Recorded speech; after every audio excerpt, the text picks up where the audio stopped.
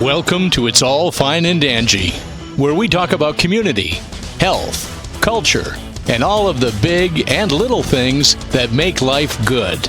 Here are your hosts, Dan and Angie. Well, hey guys, and welcome to episode 37. Thanksgiving is over. Black Friday is over. Cyber Monday is over. It is over. It is. We are in December now. We are. Woohoo. The countdown has begun. And I'm so excited for Christmas. I'm always so excited for Christmas. It is your favorite holiday. It really is. Halloween is a close second, but I don't want to sound like, I'm so selfless and whatever, but I honestly am so excited for Christmas because I want to see everybody open their presents. I know, and I was going to bring that up. The reason why you are so excited is because you love to see the faces of the people who are opening the presents. It's so true. You really do. I love it. And I just all of it. I like seeing, the kids are grown up now, but I like seeing people get excited for presents under the tree. And yeah, Dan, the kids don't wake up at 5 o'clock anymore, but Dan does. Yes, I do. He wants to see if Santa Claus came. Santa Claus always comes. He does to our house. That's right. That's for sure. So anyway, 37 episodes. We're now into December. I had a really nice Thanksgiving. I had a very nice Thanksgiving too. I know. I spent it with you, and we kind of had a double whammy Thanksgiving too. Well, let's dig into that for a minute. So we had Thanksgiving with your family, and we've been pretty good about eating. At least, I know we've been cheating and stuff, but we don't eat like these huge gluttonous meals. And I will be the first one to admit I only had one serving, but I did have a big meal on Thanksgiving. Yeah. And it was pretty good. My family opted this year to be kind of go the easy way. Yep. And we did the Publix Thanksgiving, and it was actually really good. We should do a commercial for them, I feel like, because telling you. I was blown away at how good the turkey was, the ham was. The stress is gone of basting a turkey all day. You can actually just enjoy everybody as soon as they get there because you're not like slaving in the kitchen. And Sheila at the kitchen, Chandler, would tell us that basting a turkey doesn't actually do anything for That's a turkey. right. I saw her post about that. That was very interesting. Yeah, that's sort of an old school mentality, but it really doesn't do anything. Yeah.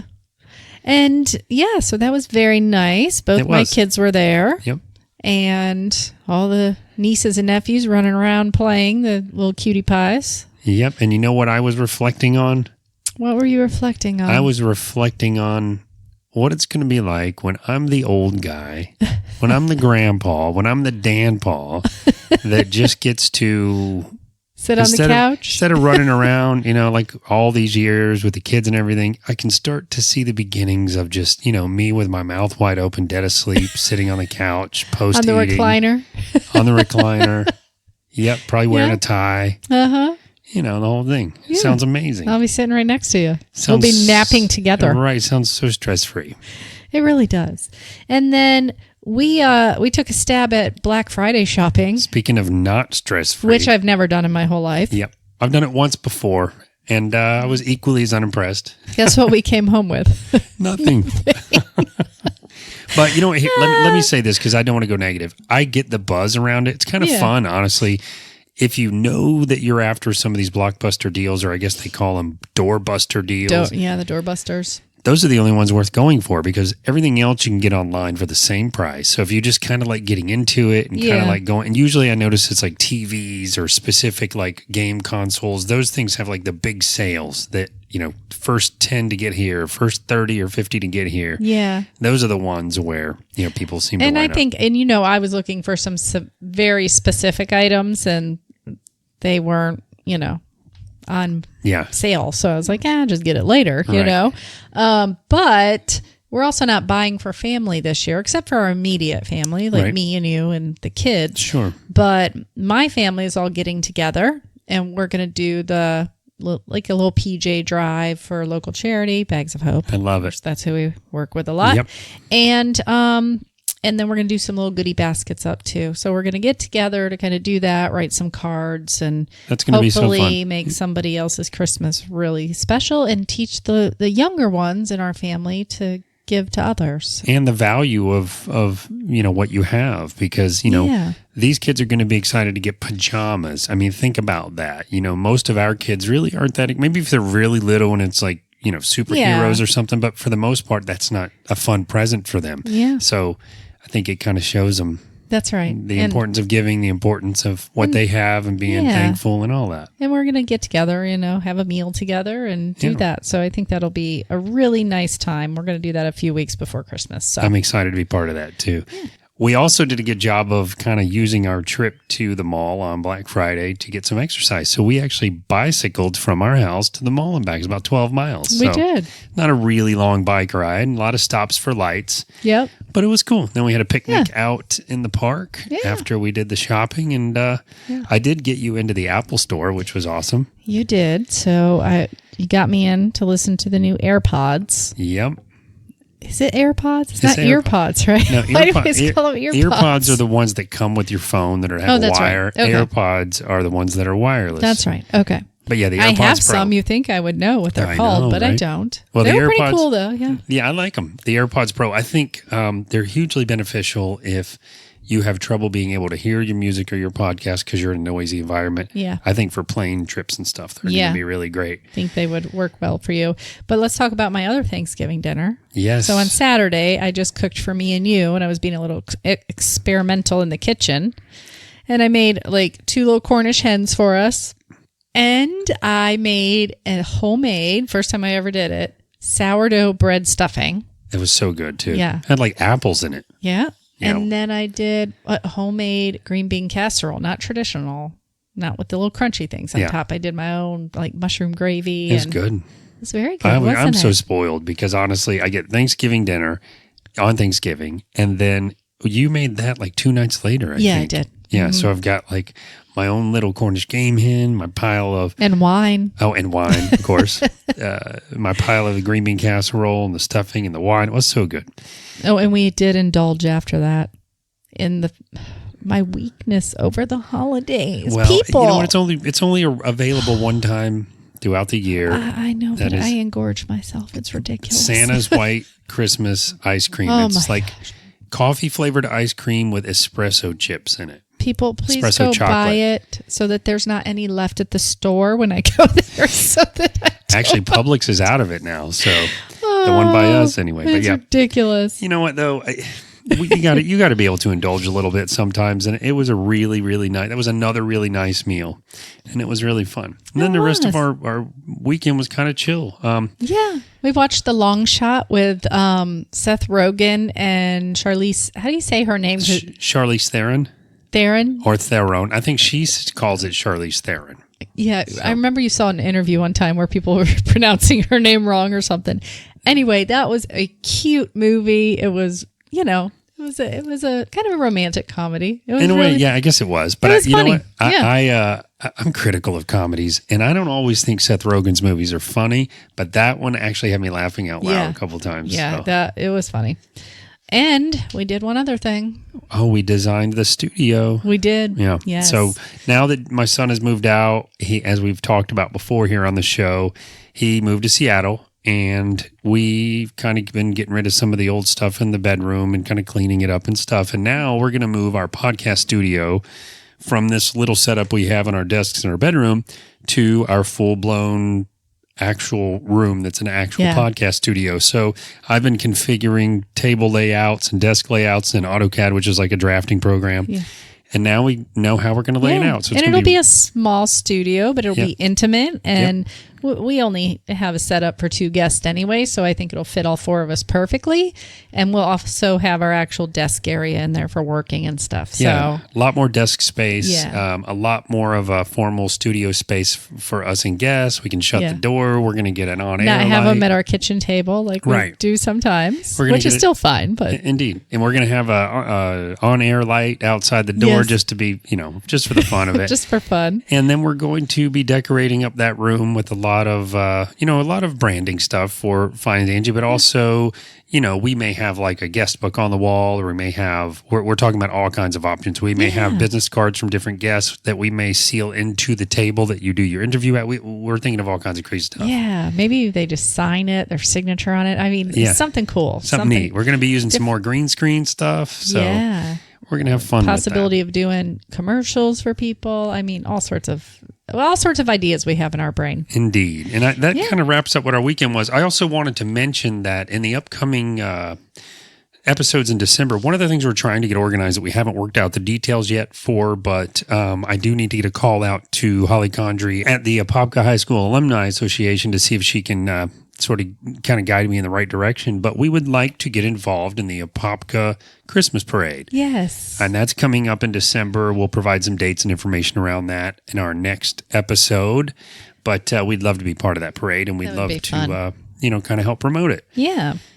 And I think that's it. That's it. So stay tuned, guys. We have our community call out coming up next. And stay tuned for the 2 guests that we will be having on the show from MiMi's Community Theater. Oh, indeed. And one thing real quick, MiMi's Community Theater is a community theater in Montverde. I want to give a little bit of context before we start the interview, but it's a very cool theater. They're going to tell you all about it. We highly encourage you to go see shows there. We've seen several shows there. It's got a nice little intimate vibe. Yeah, very great. Cool. Very fun. You get to meet the actors after the show, and it's really cool and a nice way to spend a few hours. So anyway, hang tight, and we'll be right back with the community call out.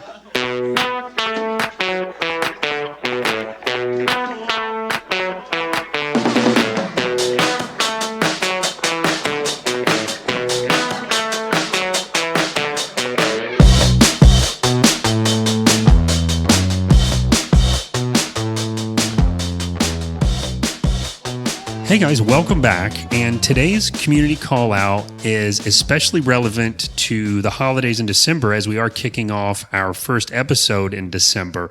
Both of our guests, and we have 2 guests today, both of them are coming to us from MiMi's Community Theater, which we'll discuss a bit later into the show. So please join us in welcoming Jason Montilla and Davidson. Thanks for sitting down and talking to us for a minute, guys. Thanks for having us. So I'm going to jump right in here, and we'll talk a little bit about MiMi's Theater as we get further into it. But before we get kicked off, I was going to have each of you maybe spend a minute or two to tell us a little bit about yourself, like maybe where you grew up, about your family, hobbies, that kind of stuff. Whatever you want to share. So maybe we'll start with you, Dawn. All right. I grew up all over. I was born in Baton Rouge, Louisiana. We moved around all over the South when I was a child. And then when I was a teen, we moved out to Colorado. And wow. That's a nice place to live as a teenager. it was a transition because we came from the deep South, and then when we went to Colorado, we were in a very tiny town. As I told you earlier, I was in a graduating class of 33 students. So that's crazy. Oh, wow. But then I went to school at Colorado State. And then after I graduated, moved to Florida because I had big dreams of working in Disney animation. And cool. Yeah, it was cool, except I moved down about the time that they shut animation down. Oh, gosh. So, but by then I was working at the theme parks, just trying to make ends meet, was working at a frontline job as a cast member. And then I met my husband, who is a costume designer there, and married him and lost any chance of moving out of Florida. So, but that's okay. We have 3 kids, and we're both artists, so we have sympathy for each other's quirks. Fantastic artists. Yeah. I might add. What kind of art? I do children's book illustration.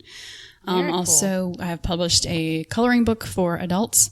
I have to say that instead of adult coloring book, which has a very different connotation. Yes. And also have an Etsy store where we both sell our coloring art. And then I also I have a lot of personal hobbies around the art as well. I work on an online graphic novel, and Oh, awesome. yeah, it's multifaceted. A whole other show coming up here Oh, totally. in the future, right? Oh, Lord.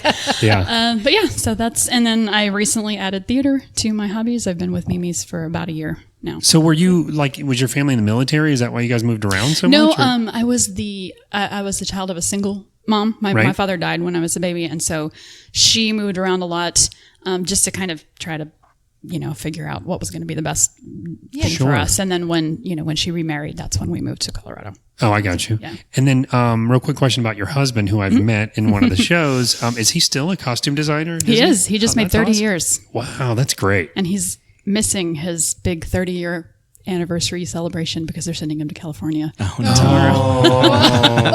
The pros and Better cons. save a Yeah. piece of cake for him. Yeah, no doubt. He's a great guy too. Yeah. All right. Well, Jason, same questions. Can you tell us a bit about yourself? Sure. I was born in Puerto Rico, and I lived there until I was about 6 or 7 years old. I moved to South Florida with my mother in Miami, and my parents I've never known my parents to be together, so they divorced when I was around that. No, I was around 3 or 4. I don't even. Too I don't little even to know. remember, Too right? little to remember. My stepmother, who she came into the picture when I was about that age, and they got married, and so I grew up primarily with my father and my stepmother in Coral Springs, Florida, which is South Florida. It's just just south of Boca Raton. They now lived in Parkland, Florida, which I never lived there, but I went to Marjorie Stoneman Douglas High School, which now everybody knows because of the Parkland school shooting. That was my high school. So that was first graduating class. Yeah, first graduating class from there.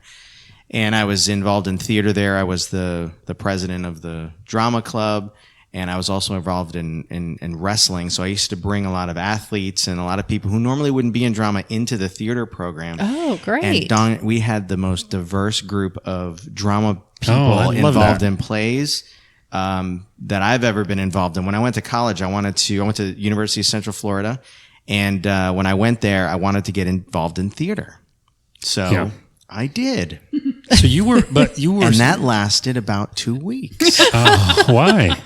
because I realized what theater people were, which I had never been exposed to. And they scared me a little bit as a young freshman in college. Gotcha. Well, so you will come back to that. Now I'm okay with it. But you were big into sports and the arts, which Yep, I don't always, yep. I don't see as being that common in my experience. So that's Right. cool. That's Yeah. I was playing football. I was soccer, football, that kind of thing. But theater and really anything creative was more my drive, which is why I didn't pursue anything sports related yeah. at all. Yeah. And music, of course, which is what really kind of bridged the gap between high school and MiMi's theater. right. Yeah. Did you have anyone that influenced the either of those things? Sports. I mean, obviously, usually dads are pushing kids for sports, but what about theater? My father was he was an agent, a producer in the music industry, and my whole family actually. My uncle has written and composed music for tons of artists. I've probably met as a child and teenager. I probably met more famous people than most people will ever even see somewhere, which is really cool. Yeah. But the downside of that, of course, is my dad was always gone and he was always traveling and everything. So I never really got into the sports, but I had the dramatic bug and the creative bug. My mother was a singer my whole life.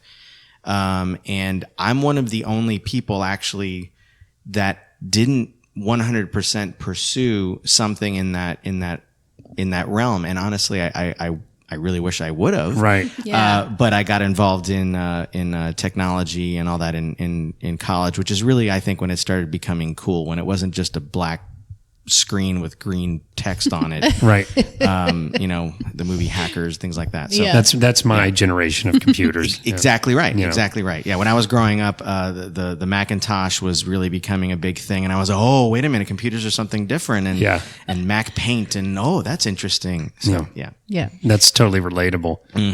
So you kind of answered that, how you guys got into theater. But Dawn, you have theater is like a family affair for you guys, right? It is. It was actually my children that were the first ones to get involved at MiMi's. When she first opened the theater, I'm gonna try to guess at the date, and I'm not gonna get it wrong. But it was several years ago, and her first show was was a Christmas show. It was the best Christmas pageant ever. And I think I just saw it on Facebook that she, she made the announcement that she was they were opening a theater. Did you live out in this area? We were in Winter Garden, so right where she was. And I was like, oh, that's great, because I had 3 very creative and dramatic kids who I really wanted to have that experience. I had always wanted to do theater as a child, but being a child of a single parent was tough. She didn't have time to help me do it. So, I was living vicariously through my children. So I'm like, let's go do this. And so I took them into the auditions. All 3 of them got, small bit parts because they'd never done anything before, but they had a good time. It was a big commitment. And so we didn't do anything for the next year or 2. And then my youngest daughter, she's at the point where we were like, we got to really get this kid an agent and like real jobs. And she's good enough to do that. So I did. And she's represented by a couple companies, and I was like, I got to get her more experience. So then when I saw that they were doing another summer children's production with MiMi's, MiMi's is nice because it's free. Sure. Every other theater program I had put her in, you're talking about $200 or $300 commitment. I feel like you're buying your kid into the show. Not that it's not good experience, it is, but I wanted her to really earn her part, of course, and also not have to pay $300. So I had her go in for the audition, and my boys really weren't interested, but they had to go because there was nobody to watch them. So, so they sat in, and about 5 minutes through the readings, my oldest said, I kind of want to try it. I said, well, get up there, go read. And so my middle kid, who was really, he's just kind of naturally obstinate and doesn't want to do anything that I suggest. So he's sitting there pretending not to be interested, and he's drawing or something. And then finally, with about 5 minutes left of the auditions, he was like, I kind of want to do it too. I said, well, get up there and read. And then he wound up getting a lead role. He was the main villain in the show, and he stole every scene that he was in. Oh, nice. This was Xavier. And so he's actually my most, like, as an actor, I think probably my most talented kid. Nice. And then all 3 of them were in last summer's show. And so last summer, Lorraine had called me. Lorraine, who's the head of MiMi's, right? She had called after the auditions and offered me a role, and it was for the dwarf, the giant dwarf, Mac the giant dwarf, and I'm like, that's an odd role for me, Lorraine. Why don't I ask my husband if he'll take that role? Yeah. And he's, is he interested? I'm like, well, no, not really, but I'm going to make him do it. Yeah, there you go. So yeah, and then she put me into somebody else, and we had a great time. Yeah. And can I just say that your kids were phenomenal in that show? It was great. They're really good. They all 3 of them have strengths, and they had a great time. Yeah. So that was fun. I was in the show, and I had the most fun watching them. In that show. The troll from stage. The troll is my favorite. Yeah, that's my middle. And then the pig. Origami pig is my favorite. And then, of course, the main role. Yeah, there was Ellie. And the groundhog was fantastic, too, Jason. Yeah. Most of my friends will quote her children. From the show? From the show. Oh, that's awesome. Yeah, including my wife. And you're like, hey, what's going on here? There was a moment in the show, and I saw a few versions of the show, and I know you guys kind of mix it up in between. So I don't know if this was scripted or not, but the origami pig did this thing where he stared into space in the middle of a sentence for maybe a solid 5 seconds. Wicked stuff. And I can't remember the punchline. It was something like a barbecue. A barbecue. Yeah. That's what it was. And I almost laughed to where it would have been embarrassing to be, the guy everyone turns back and looks at. Because it was hilarious. He came up with that entirely on his own. Yes. I was really actually shocked this summer. That is comedic timing. They spectacular. all had it. It was really, really amazing. I think both the boys did that because there's another time where the sophisticated troll said, "Once I gave a cloud a pensive stare." Yes. And then he waited with the and stare. it immediately dissipated. That's great. They both do that. Well, and again, that's my kid who's like Mr. Obstinate. He did not like that role. Yeah. He did not want that role. And he complained for 3 weeks about how much he hated that role. And then overnight one day, suddenly he was like, okay. I'm going to be serious now. And suddenly he was, oh my God, he was amazing. He was amazing. Yeah. He had this fake British accent. Yeah, I know. Like, where in the world did you get that? I didn't teach him that. That's now, so Jason, great. Was that was your first role at MiMi's, or had you done something else? It was my first acting role at MiMi's. I had gotten involved in the show before that. as a, I think I was a associate director in there or assistant director. I don't remember what my actual title was, but I got involved in the previous show before that, kind of helping out. Okay. But you had done acting in other shows, just not at MiMi's before. Not since high school. Oh, wow. No, that's not Wow. true. College. I did some. Well, you had a acting little in bit of college. time. Little bit. No, when I was in my fraternity in college, we, you do all those every season. There's something that's happening. There's a skit or there's some kind of a show. I was always leading everybody in the singing it to the sororities or whatever. But we always had skits and things like that, and I would always write them, put them together, and they were very short, 5-minute things. That's it, though. Yeah. Being an actual on stage with a director and sound and props and everything. No, so from 1992, which was my last role in Frankenstein, to June, Last year? July So it must be- 2019. So I've never This done year, acting, yeah. but it must be like riding a bike, though, because, and I'm not trying to gush on you guys too much, but Except for learning lines. oh, really? I didn't know that. You're like, can't I That just was make all these easier up myself? 20 years ago. Yeah, I was- but you nailed the role, and it was obvious. I went to the first rehearsal, or I guess tryouts, whatever they're called, Yeah, auditions. Sure. auditions, and I knew you were getting that role. I just knew. I knew before I left. Yeah. I You think came home talking about that, Yeah, actually. you read for that, and then you read for I think the Troll. Yeah, I read for a few. I read for all of the. Oh, did you? Yeah, I read for. Well, I read for most of those roles that because it was a kid's show, so it's one of those things where a kid can be in any of the parts. Yep. Yeah. And where they didn't have enough kids, they would They stick an adult. I was sure that I was going to get one or two of these little parts. Yep. Yeah. Which is what some of the adults did. Some of the adults Yeah. were in multiple Yeah. parts. Yeah. Actually, some of the kids were in multiple parts. Yeah. Now that I think about it. That When show the- is great because I went to the first one and then I went to the very last one and then there was things you guys kind of ad-libbed Yeah. in there by the end that was like, wow. Well, it was a little different each time that you saw it. Yeah, I'm I sure. agree. And I saw because my daughter was in that one, and she also came and helped with the show before that. I saw, I think, every single solid one of the Nana's Naughty Snickers, which was the show before that. And I learned, because I've never been in drama, I learned that the last one is when everyone's getting really loose and cutting up a little bit, which was awesome. And they do some goofy stuff that's totally off script. And so that last one that you saw, Angie, where she threw the snake out into the crowd and Yeah, some that of the was lines great. changed. Yeah. That was really, it seems like everybody's having a good time. Do you Yeah. guys, is there, because I like all sorts of different plays, but is there a certain genre that you prefer doing or that's a little easier that you like to perform the best?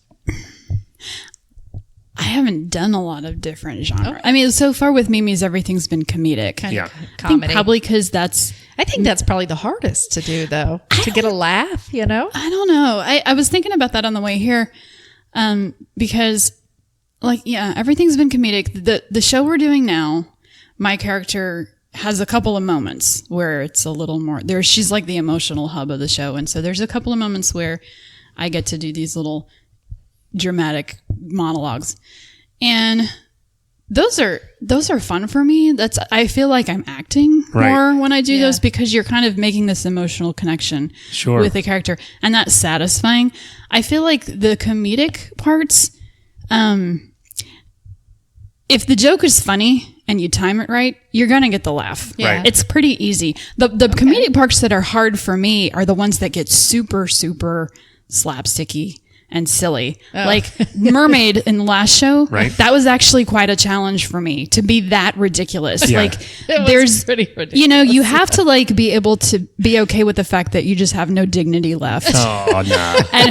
And so that one, it helped that my head was covered with Yes. the giant fish Yeah. head because Yep. then, you kind of lose yourself. People don't in really that. know me. Yeah, they don't know me. Yeah. It's a good thing because the video of that had 4,000 views on our page. No. saw The that. closest Yeah. we've ever come to a viral we, video. We shared it on our, I think on our channel, and Yeah. it got 4,000 or 5,000, and maybe that's what you're talking about. But That may be. Yeah. from our channel, I was like, "What is I know. causing this?" Is some I'm telling traffic. you, I'm still thinking it was people with the fish fetish. But anyway,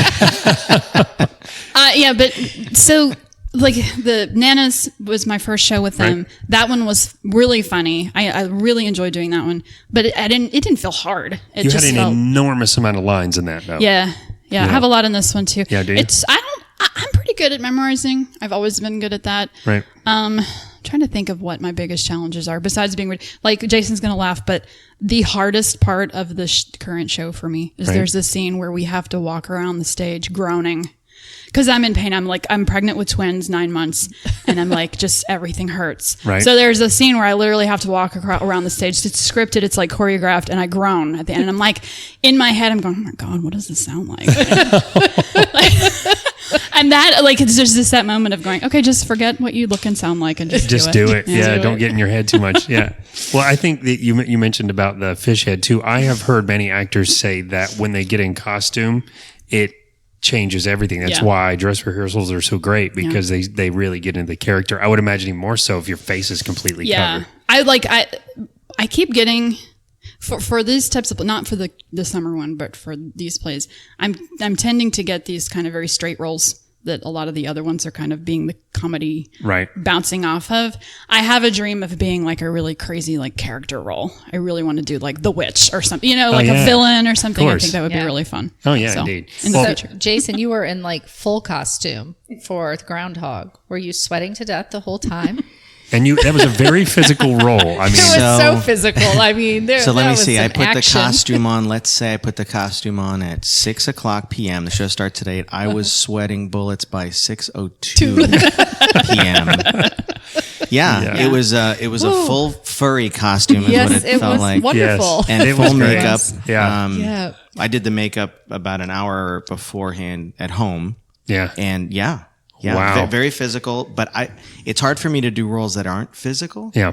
Because that's just the way I am. I don't think anybody asked me to do that stuff. Oh, it was. I think it really contributed to the comedy, the whole show. And I honestly thought you actually fell down once, and it was all just part of the gag. So it was well done. When I was thrown, we rehearsed that. I creatively fell in a way that I didn't hurt myself. Yeah. I actually still have a scar on my leg. Oh, that was a fall. That was in rehearsal? It was a rehearsal. Okay. It was rehearsal. I fell up the stairs. Yeah. And I got a nice shin gash. You did one fall where your leg was like twitching after you fell. Yes. That's the one I thought. And for a moment, I was like, oh, no, he's hurt. That's right at the beginning. That's right when we fall fly into through the the Fantasyland area. So speaking of which, Jason, you've played, you've been an actor in the show, and now you're the director of the current show. I guess I wanted to take a minute to talk about what your experience is going from one role to the other, and do you find certain challenges or rewards from each one? Is there one role you prefer over the other? So to skip ahead to the answer, I absolutely prefer performing. Yes, because, that doesn't surprise me. Yeah, I've been a ham my entire life, and it's something that I've always enjoyed is performing. Right.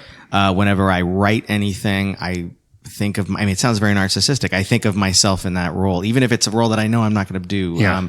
When I write music, I think of myself in as the singer.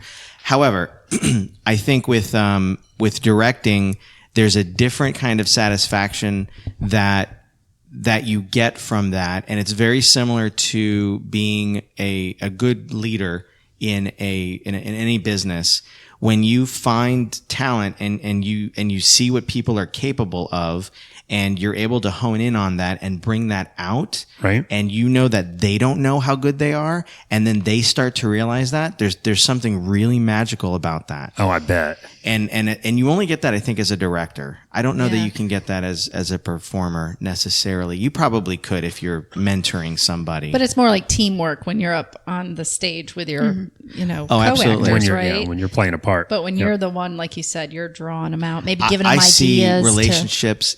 I see relationships forming on stage and kind of off to the side where people are talking, and I can see people. They're just look at them hanging out. Look at them hanging out, and I think, it would be fun to be on stage, but that's for them. And I tell everybody, this is your show. This is your show. All I'm trying to do is just, I'm the goalkeeper here, keeping the things from going out. That's really all you do as a director. And then really most of your work as a director happens outside of rehearsal.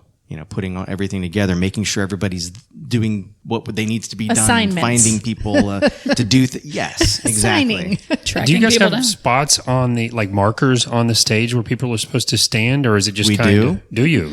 We have spots where people are supposed to stand, or at least in general. Right. One of our characters, the character name is GJ, Gina Joe, and there's the GJ spot because she goes to that spot a lot. There's Right. the Geneva spot because Yep. so I'll tell other people, hey, stand in the GJ spot. That's I something I gotcha. actually knew that we had within the last couple of weeks. We have tape on stage, and this is very common, where furniture will go. Yeah. When we go back and forth. It makes sense, I guess, So you because can I move think quick too in between Absolutely. scenes. Yeah. Also, I think that, and I noticed this during the Nana's show, there's a lot of people moving around each other in a small space. And it seems like if you had any one of the actors in the wrong spot, it seems like it would even almost throw off the dialogue sometimes. Oh, sure. People Blocking get is very confused. important. Yeah. Yeah. Yeah, if you're not I run standing around in, in the a right circle, spot or- like, what's going on? yeah, and actually, it also helps. I mean, I don't know, Dawn, maybe you have an idea, a better grasp on this, but if, for me at least, learning lines, if you have a monologue, which in this current show, Dawn has some lengthy lines. If you're walking from this point to this point, you can cut up your monologue and say, well, these two sentences happen when I go from here to here. And then I don't start saying this until I go from there back to over here. Right. And then I lift my arm here. So the So you blocking don't- is very important. I never It's thought of putting that. visual in with kind it's of also- action and Yeah, but it's memory. also so you don't burn through the line and now you're walking around in silence because Yeah, you right. True. you had to. So that's get it I'm all sure that's a out right learned in the Well, and beginning. nobody stands in one place and just talks. Right. You have to have actions. In real life, you're always doing something. Yeah, Yeah. indeed. Even if you're just waving your hands around. Right.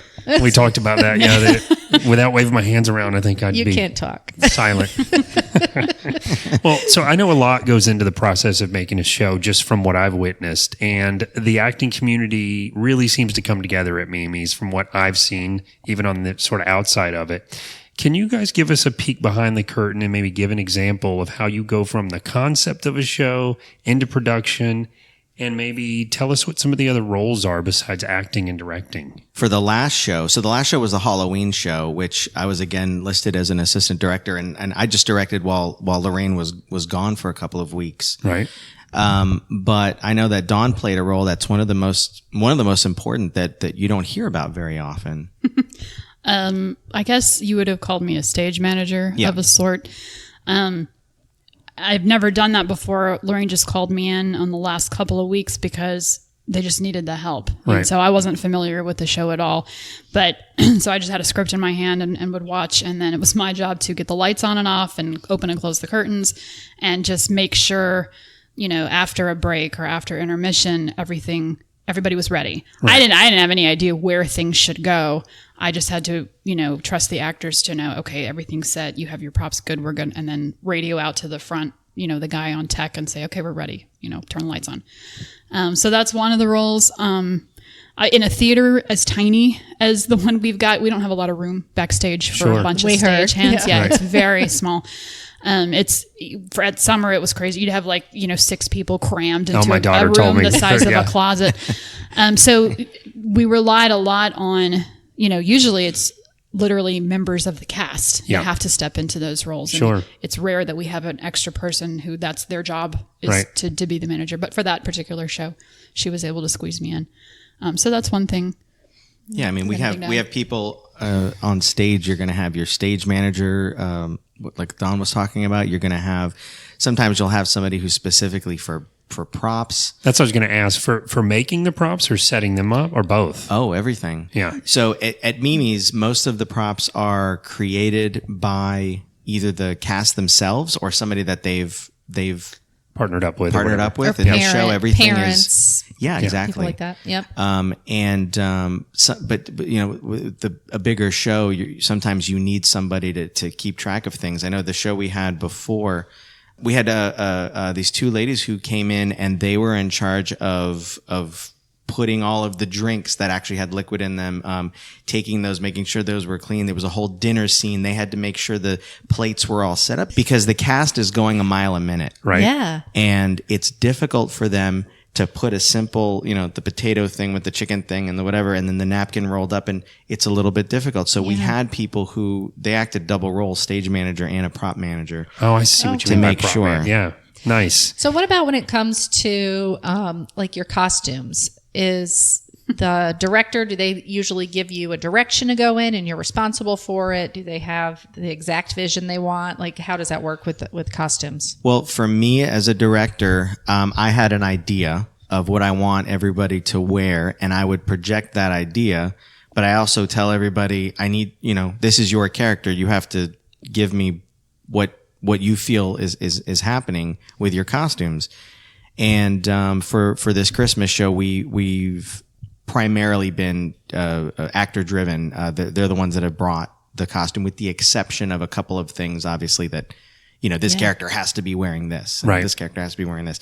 In the summer show, which we did, which was based in fairy tale land, basically the land of misfit fairy tales. The costumes were very important. Yep. Yes. I was a groundhog. I came up with my entire costume. I showed it to Lorraine, who was directing at the time. Your kids especially. I mean, where'd those costumes come from? Did you guys get direction? I asked. We had ideas, and I asked Lorraine, "Hey, would this work?" And she said, "Yeah." And Lorraine is that way. She's very much into having people kind of take ownership and be creative. And being community theater, there's no budget, so everybody is providing their own costume typically. So we all just kind of made it up. I mean, like with my oldest playing Origami Pig, there was no direction in the script. He was a pig. And I thought, okay, origami. And he does not kung fu, but something like that. Yeah. And I'm like, okay, well, he's a ninja or something. He's a master of kung fu. Oh, is he? Okay. So I'm like, okay, well, then he needs a ninja suit. So he wound up like doing that. Was like, great. Yeah. And it was perfect. And it wasn't until after settling on that particular idea that he really figured out what he wanted to do with that character. So that's why it goes back to what I was saying about the costume. My daughter was in that one too, and she was the cross between, I guess, Little Red Riding Hood and Robin Hood. Little Red Robin. Little Red Robin Hood. That's right. Yeah. And we handmade those by ordering them from Amazon. Yeah, I'm pretty sure I got all of ours from Amazon. No, the troll was wearing a coat, like a tailcoat, right, or something that was like from some cheap China, off of eBay or something. Oh, I got you. Well, you had like 5. Oh, your entire family was in that one. Yeah. So that's a lot of costumes. Yeah. Now I would be the one, I wanted to make Rachel. So I'm like, oh no, she needs a bow and arrow. Oh, and she needs like, Rachel's like, no, this is what they told me. This is what I'm doing. Very serious. I'm like, oh my God, I would like take this to the next level. Right. We are very big into Halloween and we make our costumes every year. Yep. Costume designer husband. Yeah, it was hard for him. Exactly. Oh, I bet it was hard for him. Now I'm not, I can sew some stuff, but I'm not like, making it like from scratch, but I can piece stuff together and take a trench coat and turn it into something else with some paint and some buttons and stuff. So I would go crazy. May I add that I thoroughly enjoyed seeing the two of you, the pictures you had on the internet of you at a diner or something dressed in your every year really scary costume of very ghastly looking. We were the ghost hosts. And it was just, it was fantastic, which I'm very, very much into. Yes. Indeed. But thank you for that. It was really amusing. We enjoyed We it. go to Denny's every year. Every That year. was our it was tradition. Denny's. And we're so corny, but we take the same exact picture now Every because year. we've been doing it for so long. So we try to remember what the That's fantastic. pose was the year before and do it again. We do. I love it. It's crazy.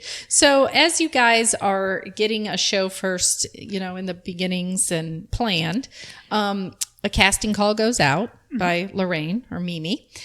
Who can try out at the theater? Is it open? Is it what is specific? Anybody? Yeah.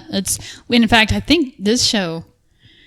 Am I the only one that's got prior theater experience? No, Nora does. We've got a few, but I think that's really great, though, that anybody can, right? John Curtis' character does. Okay, that's true. Yeah, that's true. But we do have quite a lot of people who it's like literally the first time they've seen on stage. Oh, wow. So does that challenge you as a director for brand new? I mean, it's probably a silly question, but I would assume that's more challenging when it's no one's ever acted before. There are plus and minuses on both sides of this. So when you have somebody that's come in that does have a lot of experience, you run the risk of them feeling like they are greater than sometimes. That has not happened in this show. with somebody who's absolutely brand new, you sometimes have that problem as well, because they look at it and they say, "Oh, this is easy," right? And they have a chip on their shoulder. So the chip can be on either shoulder. Yeah. With somebody who is absolutely brand new, you run the risk of them just not being able to speak. You could talk to them and they're like this, and they, okay, action there. Oh no. Falling apart. Welcome to... And you don't want that either. Right. But luckily this show has younger people, older people, seasoned people who haven't done it for a long time and are doing it now, people that have been involved in a show for the last 10 years constantly. There's a really great mix. But I would say the biggest challenge with somebody who's new is just letting them, it's okay. Just play pretend. Just do it. Yeah. It's okay. Just let it If you out. And miss they're a word, embarrassed that's a little okay. bit. Yeah. Or go ahead and bring it out. Let's, instead of saying, "Oh my, what are you doing here?" Which is perfectly reasonable. You can say, "Oh my, what are you doing here?" Right. Exactly. Just do it. We'll nail it back a little if we need to. If it's over the top. I love that. So if somebody wants an opportunity to try out, I mean, now's not the time because you're in middle of this, about to start this one, right? Yeah. But where can they find information about that? Like for an upcoming one? So everything with MiMi's Theater is put onto the Facebook page right now. So if you go to the Facebook group and you look for MiMi's Community Theater, she puts everything up there right now. We're actually talking about putting up a website soon, which is something. So there's a new leadership group. So we're going into the 4th season. This show represents the beginning of the 4th season at MiMi's. Right. Cool. So it's still a very new theater. And we're getting some of those things. So we don't have a legit website, mimistheater.com or anything like that. But everything's up on the MiMi's Theater community website. And actually auditions for the next show, I think are January 6th and 7th. Like that. They're usually real quick after. We'll make sure we post those so that Yeah. people will know. Yeah, so if you're listening now on your device, you can scroll down and there'll be links in the show description that tells you how to get to places to buy tickets and also where you can find information about auditioning. And MiMi's Theater is a nonprofit organization. It is. Can you tell us a little bit about that and also how the community helps to support MiMi's? Sure. The MiMi's Community Theater is a nonprofit, and meaning that it's a 501c3 something like that. Yeah. So basically, every dollar that goes into MiMi, I mean, it could be tax deductible, number one, but also MiMi's always accepts donations. You can sponsor a whole show. You can put money into the programs and put in an ad into each program for each show. You can just donate to MiMi's. We do not have much budget. Everything that you see when you come to MiMi's is very much Probably the cast. donated. Yeah. Donated or provided by cast members, including costumes and the set. This set, which is really coming along very, very well, was 100% constructed and put together and painted and by either cast members or friends of mine that were not involved in the show and did things for us. So and I think so far it's looking really great. And yeah, from what I've seen in your posts and some of the stuff we've seen here, it looks very impressive. So supporting MiMi's goes a long way for the community. So how can people find out about how to go about doing that? Is it through the same sites, the Facebook sites? Yeah, and such? getting onto the MiMi's site on the Facebook site, which I think it's actually facebook.com/Little Community Theater. I think that's the name. Okay. I will. Well, we'll get it. Yeah, in there for sure. we'll get it. I'll look it up. We'll look I think it it's up. Little Community Yeah. Theater. But anyway, getting on there and finding the information there is probably the best way.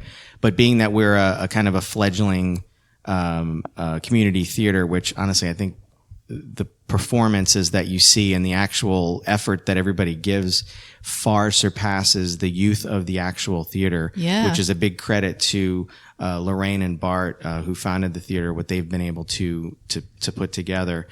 We're just now getting into some of that business side of things, which is, not necessarily as fun as putting on a not play. that Oh, fun. of course. No. Yeah. But another thing too, for example, we're in Montverde, and Montverde is kind of a little pocket in Claremont, right past Winter Garden in Oakland. Just when you kind of get into Claremont, there's a little city, Montverde, and most people know Montverde Academy. Mm-hmm. And the building that we're in is 100% donated by the city of Montverde. We pay $0 to be there. Yep. That's amazing. And they allow us to use the space to perform and to rehearse. That except for is the amazing. second Tuesday of the month when they have their community meetings. Right. It is very much out of the way. So, yeah, you ask how the community can support, just come to the show. Yeah. It can be tough when you're a tiny theater and in a place is kind of remote feeling as a little Montverde drive to get word out. So, yeah, definitely just everybody got to come see the show. Sharing the post, sharing the upcoming events or plays that they're doing. That's a great way to do it. We'll definitely help do that and encourage other people to do that too. But, I would also say that's kind of the charm of it, because I just found the theater from my daughter being in a show a few shows ago. And I, just like you said, Dawn, part of me is like, where are we going? We're out in the middle of nowhere. But I kind of like it. We ride bikes out here, so we do Yeah. know It's the area, charming. but it's feels tucked back in there a little bit. It feels like Winter Garden felt 12 years ago, before it's like a little Mayberry. And it is, yeah. And a lot of the shows kind of maybe just coincidentally sort of feel that same way. I think just the one she's been picking, and they just have that little small town. It's like a very intimate vibe in there. I like it. Yeah. So we're kind of talking all around this, but I wanted to save these questions specifically to the end here. But let's talk a little bit about the current show that's running now at the theater that, Dawn, you're in, and Jason, you're directing. It's called Christmas Bells. What type of show is it? I mean, obviously it's a Christmas show. It's comedy, I take it. Can you tell us a little bit about it, who the target audience is, what people can expect from the show, maybe a little bit of a teaser? Sure. Christmas Bells is a modern tale. It takes place today, and it's about a small town in Texas called Fayro, Texas. And the vehicle driving the show are these three sisters, and they're each extremely different from each other. Dawn plays one of the sisters. One sister has just been given the reins to this Christmas show, this Christmas pageant that they put on television in the local access TV. And every year they do this. They've been doing this for 27, 28 years, whatever it is. And one of the sisters has been given this show, and she's just really nervous about it, but also really excited about it. And then you have the second sister who's probably in her 40s and pregnant with twins. And boy, it's not going exactly the way that she hoped.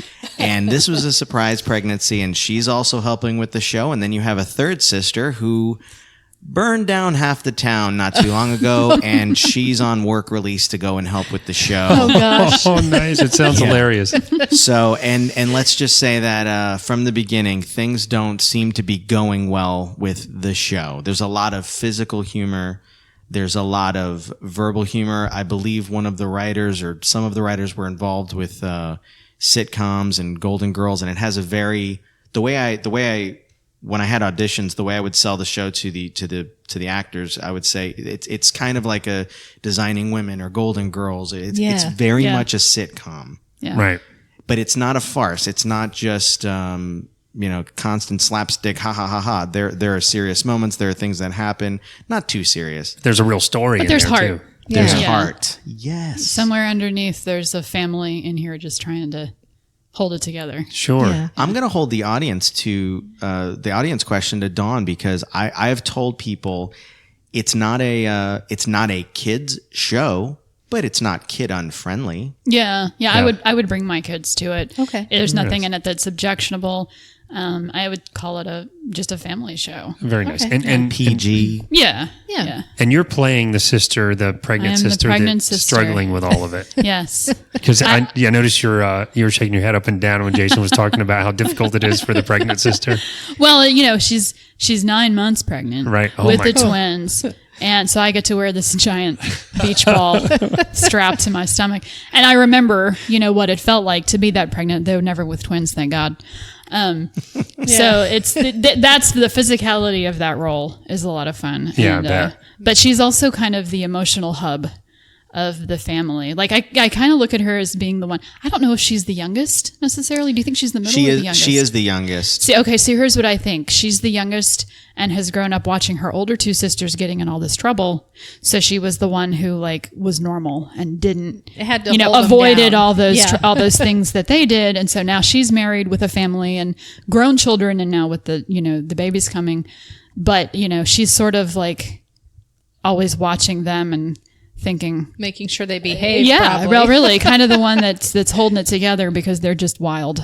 While she's pregnant and trying to deal with all that at the same time. Oh, well, I have been to many of the shows. We'll definitely be coming to this one too. And it's always been a very, the crowd has been, I enjoyed it too, but the crowd has been, even the kids, I haven't ever seen anyone drifting during the show. Everyone's, and I usually sit towards the back. So I think everyone's been enthralled in all the shows I've seen. Aww. That's fantastic.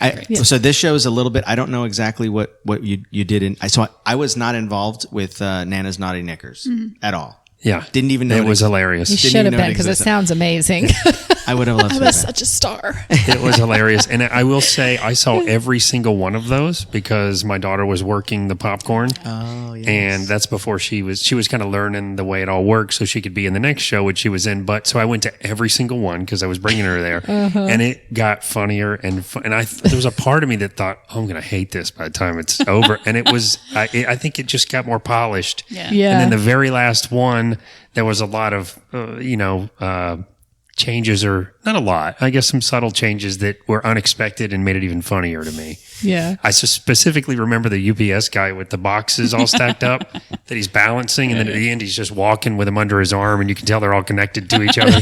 So that was hilarious. But good time. That was a great show. Hey, maybe she'll be directing a show. I went from selling popcorn the first time I was involved with Lorraine's show. Yeah. 2 shows later, I'm directing a show. Well, that's so what awesome. happens when you walk into Lorraine's theater. You're gonna do something. So Yeah. And one thing She's gonna put you to work. One thing I really right. like about Lorraine is that she, right along the same vein, she will walk around and ask, like if you're there with your kid in the show, or maybe you're in the show and your kid's just with you, just like you mentioned, Dawn. She did the same thing to me, but she'll come around and go, "Why aren't you in the show?"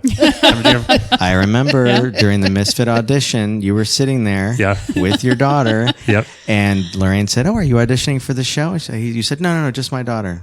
Why aren't you auditioning for the show? Dan. she's gonna have you reading. Yeah. I will tell you, I think for me, I think it'd be fun to do acting, but part of it is too that my daughter wants that to be her thing and not a family thing there. So I'd be more apt to help with the props or maybe whatever. me and you will go and try out one day and There do you it as go. a couple thing. a separate show. Yeah, separate show than Yeah, Rachel. That would be exactly. fun. So are there any organizations personally that you're passionate about or work with, give your time, your resources to, that you'd like to mention today? Yeah, absolutely. My wife and I are actually very close to a foundation for against domestic abuse and preventing and kind of seeing the signs of it and all that stuff, because we unfortunately lost our friend who's the namesake of this particular foundation. It's called the Jamie Kimble Foundation for Courage, Kimble. And honestly, the best way that you can help is to just donate money to them. Yeah. If you look it up anywhere, if you look it up online, Jamie Kimble Foundation for Courage. Yeah, we'll put a link in the show notes Yeah, too. But it's really great. Her parents started it. She unfortunately lost her life to domestic violence, and she was a good friend of my wife and mine. And unfortunately, the other side of the relationship was also part of our friend group, and it really hit us hard. Yeah. So ever since that happened, we've become advocates, especially my wife, for seeing signs of things when people are going through things. So it's a really important thing these days when people tend to be quiet. Even though we have a lot of movements now where people are speaking up, there's still too many people being quiet, and it's up to us to help. That's people. right. You have to be people's voice. Yes. I came from a family that my mother was abused for 22 years, and it's a pride thing. It's a embarrassment thing. I mean, Keep it in the family. Keep it in the yeah. family. Yep. There's so many emotions that you go through as and a I've had woman it. or man that have dealt with it. Yeah, and I've had that in my family both, as well, sure. and I've seen that, and I think the instances you're speaking of, Angie, and the ones that I'm speaking of as well, it was the man that was the abuser. But sometimes I feel like the person that's getting abused defends the abuser for whatever reason and tries to hide it or play it down. So I think it's I like to hear that. Of course, I hate to hear that this is a thing, but I like to hear that this organization sort of looks for signs of it because people don't tend to come forward. They're being the voice, which I think we need. Yeah, Sure. That's amazing. And empowering as well, empowering people to get out of the situation. And it's obviously not always going to work, but if it helps save one life, Of course. Yeah. that's and a I big like deal. how you said that resources are very important for that because sometimes you can't get out of a situation because you don't have the resources. So donations for something like this is very important. Absolutely. Yeah, so we'll definitely be happy to share link in the show notes if you scroll Absolutely. down on how you can contribute. And we'd love to see how we can become more involved with that too. Yeah. Jamie Kimble, Foundation for Courage. Thank you. Well, thank you guys for sitting with Thank us. you This is guys really so fun. much. Thank you. And where can people pre-purchase their tickets for the Absolutely. show? How can they do that? It's actually smarter to pre-purchase because we are relatively low tech, and if you go to the theater with the thought to buy the tickets there, it's going to take a little bit of time. So usually that ends up in a pretty long line. Yeah. So But- or you have to bring cash. Right. Yeah, and Nobody I'll- carries that. And I think it's called Viventi or something like Vindini. that. Yeah, Oh, Vivendi, yes. yeah. Yeah, but I'll put a link in the show notes to Yeah. where people can click and pre-order tickets as well. All right. Perfect. And actually, the listeners of this podcast, if they for opening night, which is December 13th, Friday the 13th. Oh, that's awesome. Perfect for It a is. Christmas show. Friday the 13th. If you pay for one ticket, you can bring a friend in with you. Oh, that's BOGO. amazing. It's a BOGO. Yes. That That's is a awesome. BOGO. We love that. We do. Only for listeners of this show and anyone else that has seen the post we've made on Facebook. That's it. You have to specifically say it's All Fine and Danjee podcast. That's where I heard about you. Or you saw the post on the internet. Or saw the But it's post. an exclusive membership.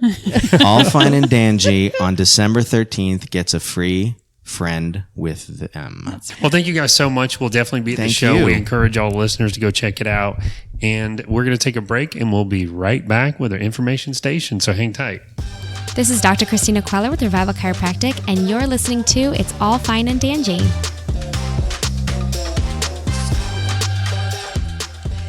Hey guys, welcome back to the information station. We hope that you enjoyed that interview with Jason and Dawn from MiMi's Community Theater. They were so cool and fun. Yeah, it was nice just interviewing them and getting to know them and their background in theater. Yeah, I agree. Because I think I always assume that people that are in theater have just, it's been their life. Yeah. Like that's what they've done. But I we're do too. seeing that a lot of people start when they're young, then real life kicks in. They, start working, doing other things. And then maybe later in life, they start getting back into it. Or in Dawn's situation, start getting her kids into it. Which and leads then to her, led, yeah. led to her. So Right. I thought it was really cool to kind of hear the background, the story behind what led up to them being at MiMi's Theater. I did too. And, especially as you're talking to Dawn and Jason, and if you've seen them perform, they're really good. So hearing that I haven't really done this since high school. I'm Yeah, like, what? I It's know. like it was bursting to, it was, You would it think was, they were doing it all the time. like it was inside you just waiting to burst out, Yeah, you yeah. could tell.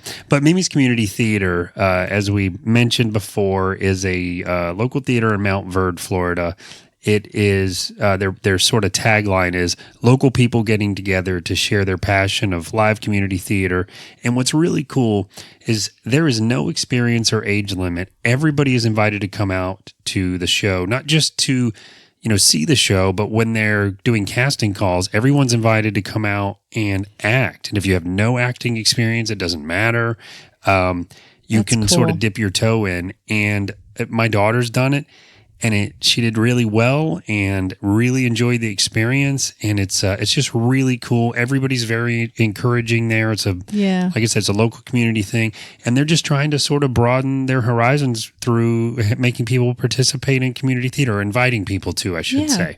And I love that they're a nonprofit organization. I do too. So they're, they really need the community support so that they can keep making this available to those who maybe can't afford to go to a school that charges for you to act. Right. Because there's so many families that want to get involved in it, or people that want to get involved, but maybe they can't afford the fees that, like Indeed. a school would charge, or a theater would charge. That's right. So keep them in mind, guys, for either, doing a sponsorship for them, just going to the shows to see all the hard work that they're putting into it, because it takes a lot of hard work. And it's really entertaining. I mean, it is fun. I'm a critic, and I have enjoyed everything I've ever seen there. Yeah. I mean, I did the first and last show, like I had said in the interview, of the one that Rachel was in, and I cracked up both times. They did really good with the comedic performances. It was great. It's a nice dynamic in there. It's a nice vibe in there, and it's really cool. Mimi, that's Lorraine. Her and her husband Bart retired a few years ago,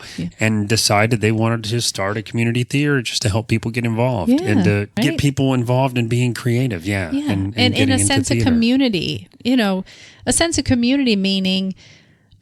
People that are like-minded are drawn to each other usually. So creative actors, if they're singing in some of it, you're kind of drawn to that. Yeah. It's a community. It so is. And I've never been in theater or drama, but I just love the vibe in there. There's something about it. I really think that me and you should go try out for a play. I just think it would be fun to just try, even if it's not if we're not great at it. That's okay. We tried something new in life. I mean, I think it would be fun. And it seems like everyone's having such a good time. It does. And what's great is getting involved in something like theater. It really creates a sense of community. You're surrounding yourself with those who are like-minded. Indeed. Creative people, even if you sing a little bit or whatever it may be. It creates a real sense of community. It does. And what's interesting is we looked up some information on this just around the important benefits of, that whole acting and drama and all that stuff.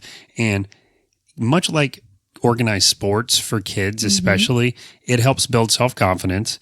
It helps with sort of things like cooperation and communication and team building and stuff like that.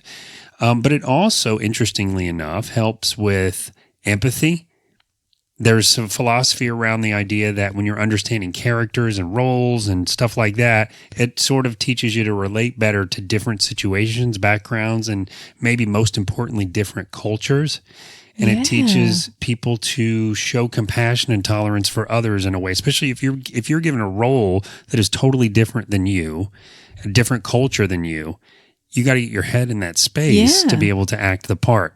Or maybe do a little research on it, Which I think a good actor would normally do. Yeah. But, then there's things like general, cooperation and working as a team. Definitely teamwork. Concentration. You have to practice over and over and over, and it's a certain amount of, skill set to build a memory like that to be able to do, especially if you have these long parts. And some of the parts I've seen them execute at MiMi's. Yeah. I'm thinking, wow, how did they do that without a teleprompter? That is a lot of words. How did they memorize that? Indeed. And besides the fact that they're just having fun, it's an emotional outlet for them, especially for kids. They express a range of emotions, and it kind of encourages them to understand and deal with feelings that they may actually be having in their actual, normal life. And they don't know how to express, and they can actually express it on the stage. That's kind of my thought. Especially things like anger or aggression or tension. If that's part of the play and that's part of your character, you can really get into it and release a lot of that in a safe environment. It reminds me of when I was younger playing the drums. It was like a safe and healthy way to get that stuff out. Because, we all feel that at some point in life. So it's like you got to, figure out a way to manage it. And that's a great outlet. But I think there's a lot of our population, a lot of our culture is built around the idea that like organized sports are super important for kids. And I'm not saying they're not. I'm not saying there's not a huge value. But that's not what all kids want to do. It's not what all kids want to do. That's right. And I feel like there's not as much of a general expression of importance and benefits of like the arts and culture and that, well, I guess the culture you get from these kinds of arts. Yeah. So I love that. Anyway, this would have been way more my speed as a kid than, sports and things like that. I think sports are great, but I think it's important to note that there are actually benefits, just like sports, there are benefits of drama and acting for kids. And I think it's just and like adults. in sports, how when you tell the other team, good job.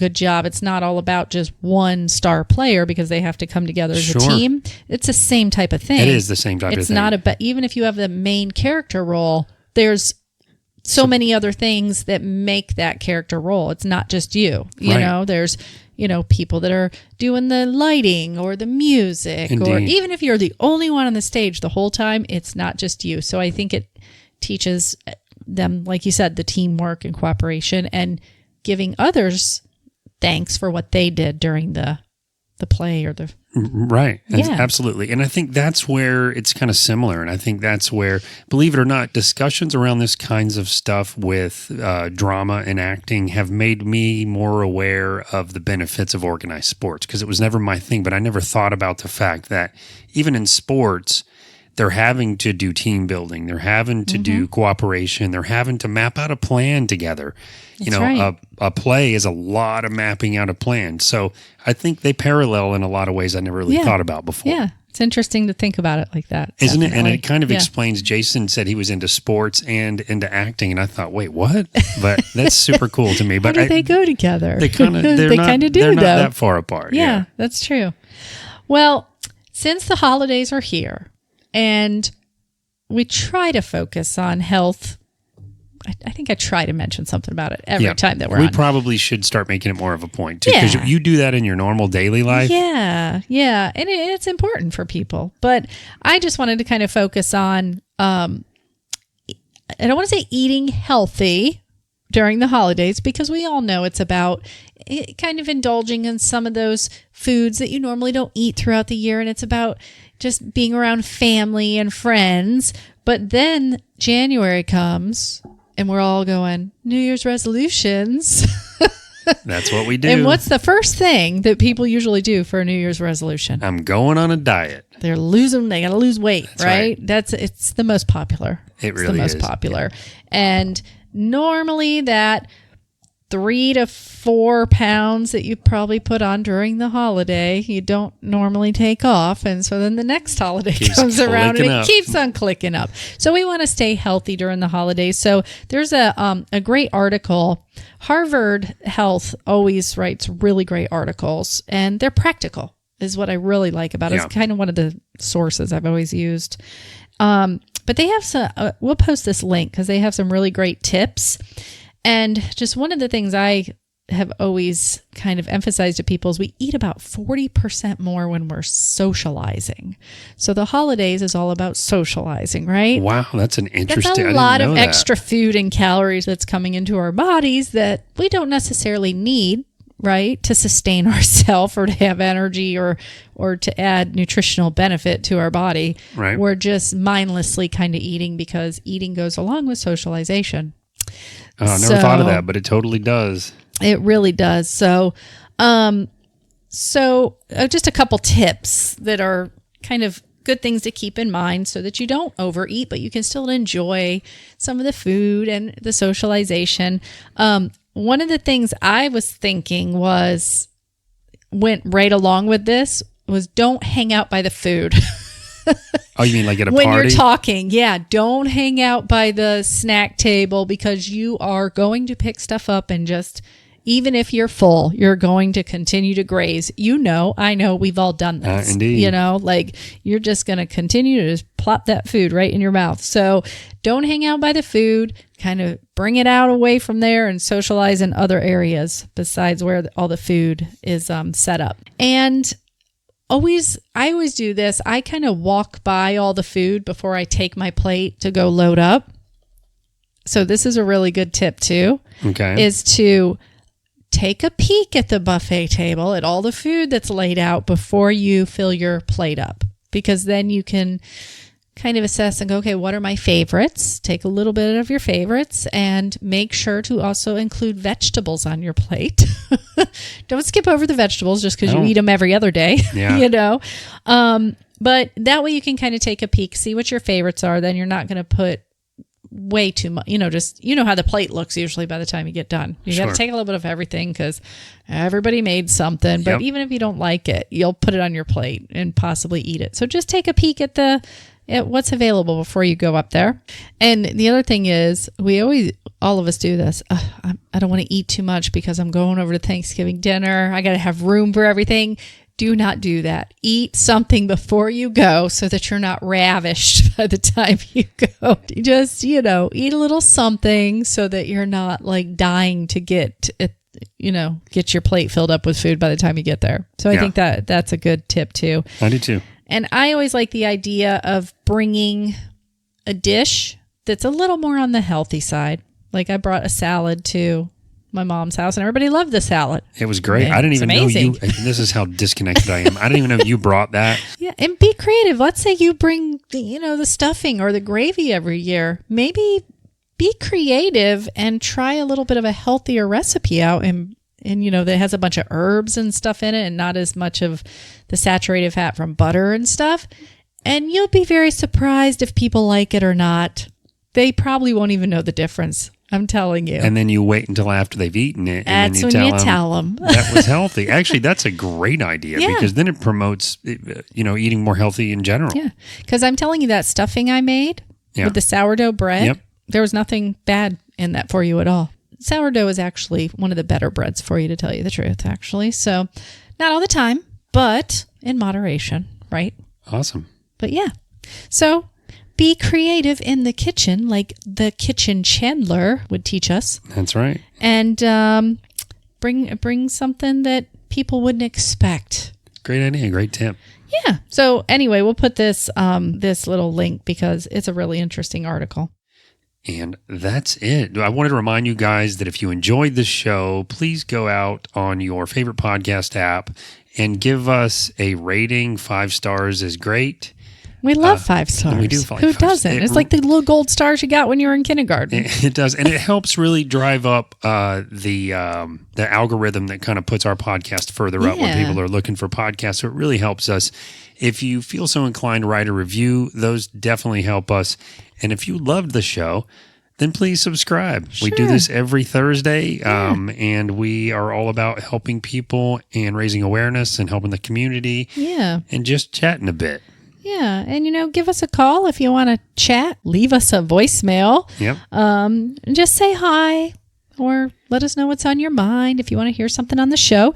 And you can call us at 407-519-0515 or shoot us an email at feedback@fineanddanjee.com. And you can find all of our social media under fineanddanjee.com. Yes, you can. No, under Fine and Danjee. So, and I'm just agreeing. Yes, you can. Yes, you can. But if you or anyone you know would like to be a guest on the show, you can catch us at that number or that email address as well. We are currently booked up until February. That is February 2020. Yes. But we would love to have you or someone you know on the show to help promote your charity, your business, your personal endeavor, and whatever you need help getting out there. That's right. That's people helping people. Anyway, guys, we're going to wrap up. But remember, at the end of each and every day, it's all fine and dandy.